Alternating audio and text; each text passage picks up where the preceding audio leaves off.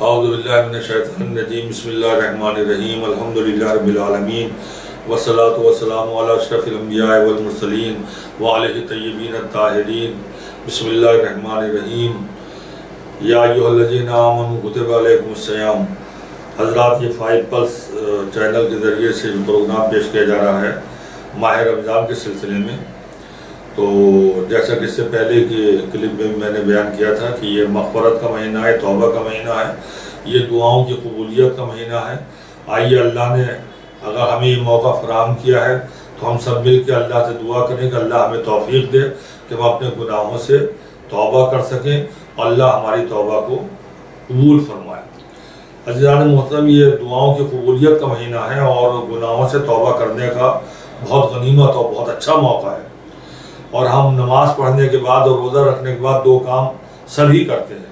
ایک کام تو یہ کرتے ہیں کہ ہم دعا مانگتے ہیں، اور دوسرا کام یہ کرتے ہیں کہ اپنے گناہوں سے مغفرت۔ یہ ہم 12 مہینے کرتے ہیں، لیکن ماہ رمضان میں خاص طور پہ 2 کام بہت اہم ہیں: اپنے گناہوں سے توبہ کرنا، اللہ سے مغفرت چاہنا، اور اپنے لیے دعا مانگنا۔ مگر میں آپ کو اس پروگرام کے ذریعے سے جو اہم پیغام دینا چاہتا ہوں وہ یہ ہے کہ تمام دنیا کے لوگ، ہم سب مل کے ساری چیزیں مانگتے ہیں، دعائیں مانگتے ہیں اللہ سے، اللہ یہ دے دے، اللہ وہ دے دے، مال دے دے، دولت دے دے، زمین دے دے، جائیداد دے دے، فیکٹری دے دے، کارخانہ دے دے، گاڑی دے دے، عورت دے دے، بچے دے دے، سب مانگتے ہیں۔ مگر ایک دعا ایسی ہے جو ہر ایک کو مانگنا چاہیے مگر کوئی نہیں مانگتا۔ ہم گناہوں سے بھی توبہ کرتے ہیں، اگرچہ گناہوں کو بھول جاتے ہیں، مگر پھر بھی غائبانہ توبہ کرتے ہیں، مولا جو اللہ جو ہم نے گناہ کی اسے معاف کرتے ہیں۔ ہم گناہوں سے توبہ کرتے ہیں، مگر ایک گناہ ایسا ہے جس سے ہم توبہ نہیں کرتے۔ ایک دعا ایسی ہے جو ہر ایک کو مانگنا چاہیے اور کوئی نہیں مانگتا، اور ایک گناہ ایسا ہے جو ہر نماز میں صبح اٹھنے کے بعد، سونے سے پہلے، نماز پڑھنے کے بعد، روزہ رکھنے کے بعد اس گناہ سے توبہ کرنی چاہیے مگر کوئی نہیں کرتا۔ دعا کیا ہے؟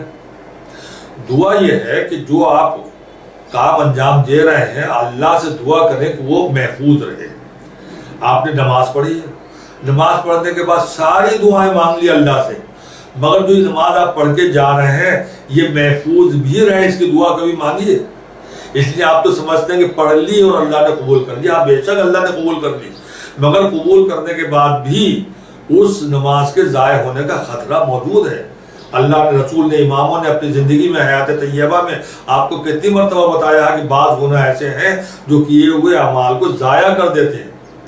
آپ نماز پڑھی اور مطمئن ہو گئے اور چلے گئے اور سمجھ جائیں کہ اللہ نے دعا کو قبول کر لیا، ہماری نماز کو قبول کر لیا۔ قبول کیا ہے اللہ نے، مگر قبول کرنے کے باوجود بھی ضائع ہونے کا خطرہ ہے۔ اگر کوئی آپ گناہ ایسا کریں گے کہ جو بارگاہ الہی میں قابل قبول نہ ہوگا تو اللہ اس سے پہلے انجام دیے ہوئے عمل خیر کو ضائع کر دے گا۔ یعنی آپ نماز پڑھ کے گئے ہیں، مسجد کے دروازے پہ کھڑے ہو کر ہی اپنے بھائی کی غیبت کر رہے ہیں، تو یہ غیبت پڑھی ہوئی نماز کو ضائع کر دے گا۔ اگر آپ نماز پڑھ کے گئے ہیں اور چوری کر رہے ہیں تو اگر چوری کا خیال بھی کیا تو جو آپ نے نماز پڑھی وہ نماز ختم ہو جائے گی۔ آپ نے حسد کیا کسی سے، نماز ختم ہو جائے گی۔ تو ہم تو سمجھ رہے ہیں ہم نے نماز پڑھ لی، مگر نماز تو ضائع ہو گئی۔ جب بارگاہ الہی میں، میدان محشر میں جاؤ گے اور اللہ کہے گا نماز تمہارا واجب قرار دی تھی کیوں نہیں پڑھی، تو وہاں کہو گے اللہ ہم نے تو زندگی بھر نماز پڑھی، لیکن جب نامہ اعمال میں دیکھا جائے گا تو نماز کا سفر بالکل کوڑا نظر آئے گا، ایک رکعت بھی نماز نظر نہیں آئے گی۔ کیوں؟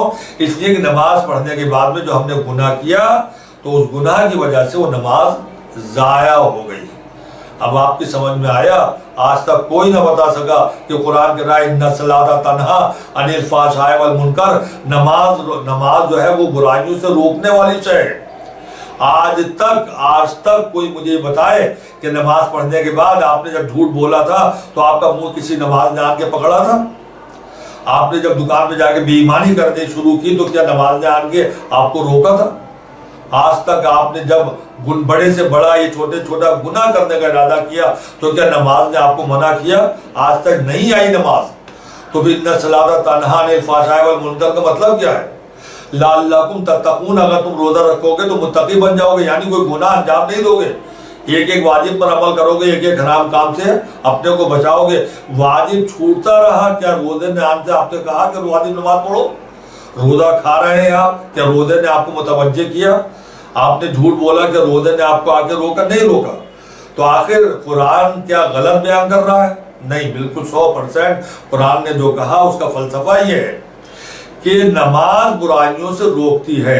जब आपको ये मसला मालूम हो जाएगा कि जो हमने नमाज पढ़ी है वो नमाज महफूज नहीं है, इसलिए नमाज पढ़ना मेरे दोस्तों, मेरे बुजुर्गों, मेरे भाइयों, मेरी बहनों, जहाँ तक मेरी आवाज़ जा रही है 5 चैनल के जरिए से, 5 चैनल के जरिए से जहाँ तक आवाज़ जा रही है, वो समझ लें कि नमाज पढ़ना मुश्किल नहीं है, बहुत आसान है, बहुत आसान है, बहुत आसान है, लेकिन नमाज महफूज रहे ये बहुत मुश्किल काम है।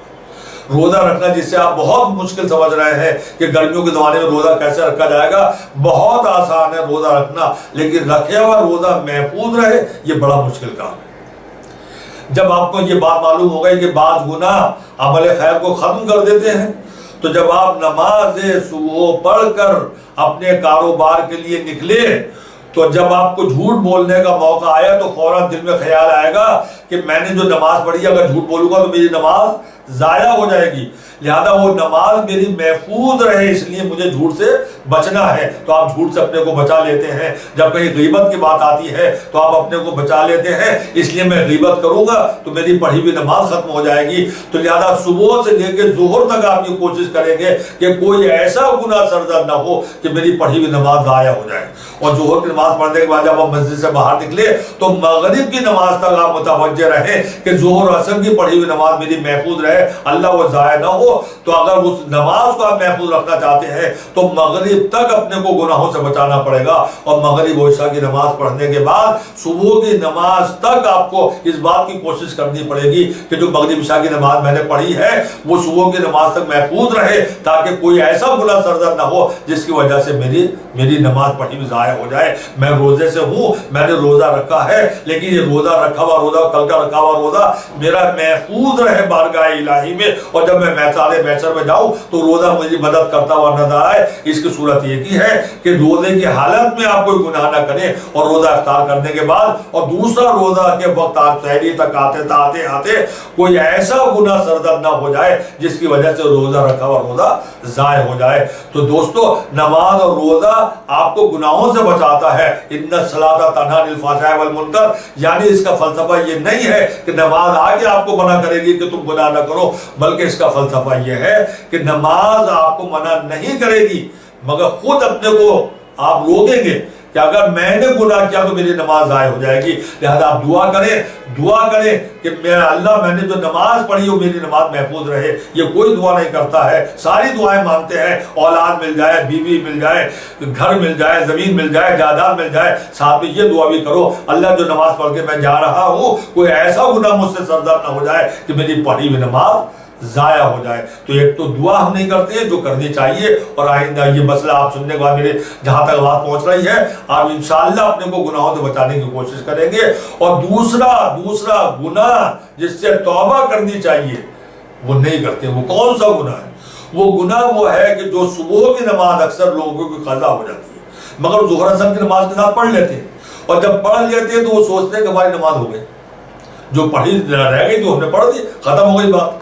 नहीं मेरे अजीजों, कतई तौर पे जो नमाज आपकी छूट गई थी वो बाद में कज़ा पढ़ने के बाद में उसका बदल हो गया 100%, ये नामुमकिन बात है।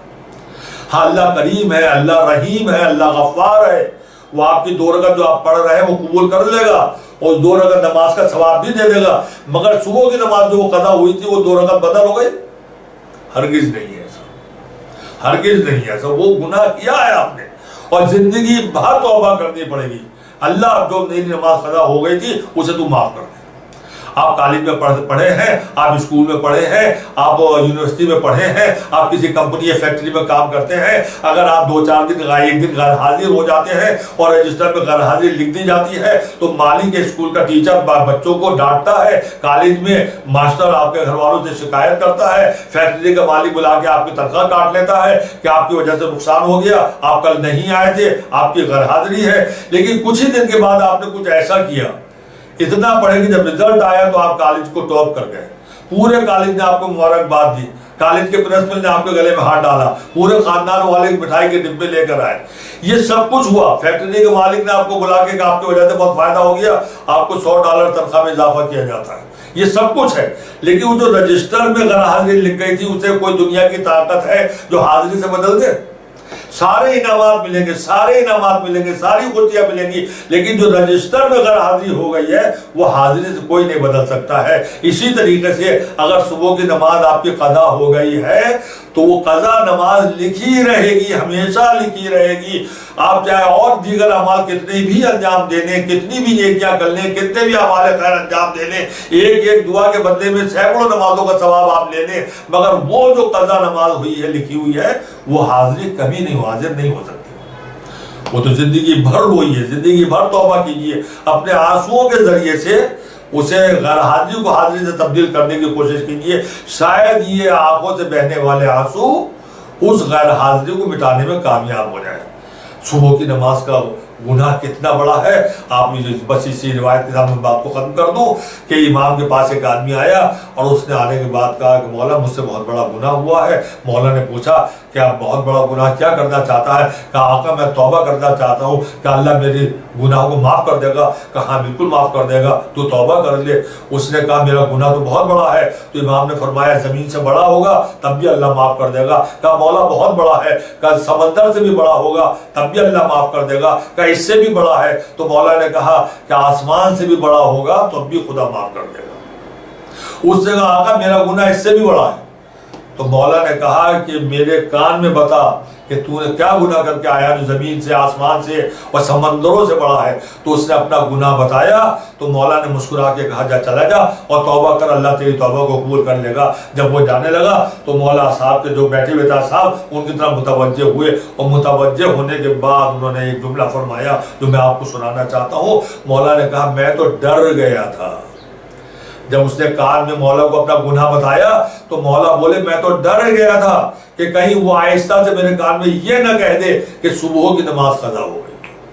کتنا بڑا گناہ ہے صبح کی نماز۔ یعنی مولا نے کہا کہ زمین سے بڑا گناہ ہوگا تو اللہ معاف کر دے گا، سمندر سے بڑا گناہ ہوگا تو اللہ معاف کر دے گا، آسمان سے بڑا گناہ ہوگا تو اللہ معاف کر دے گا، مگر صبح کی نماز اگر قضا ہو گئی ہے اتنا بڑا گناہ ہے کہ شاید اللہ اسے معاف نہ کر سکے۔ تو دوستو میں نے جیسے کہ کہا تھا ساری دعائیں مانگتے ہیں مگر ایک دعا جو مانگنی چاہیے نہیں مانگتے ہیں، اور وہ دعا یہ ہے جو ہم نے عمل خیر انجام دیا ہے، ماہ رمضان میں جو روزہ رکھا ہے روزہ محفوظ رہے، جو ہم نے نمازیں پڑھی ہے نمازیں محفوظ رہے، اس کی دعا کرنا ضروری ہے۔ ہم گناہوں سے معافی مانگتے ہیں مگر جو قضا ہو گئی ہیں ہماری نمازیں، ان نمازوں کو اللہ معاف کر دے، ہمارے گناہ کو معاف کر دے، اس کے لیے ہم کبھی بھی اللہ سے توبہ نہیں کرتے ہیں، بلکہ مطمئن بیٹھے ہیں کہ صبح کی قضا ہو گئی تھی مگر ہم نے پڑھ دی ہے۔ نہیں، وہ غیر حاضری جو لکھی ہوئی ملائکہ کے رجسٹر میں، اس رجسٹر میں اس غیر حاضری کو ختم کرنے کے لیے پوری زندگی بھی رو رو کے توبہ کرو تب بھی کم ہے۔ لہذا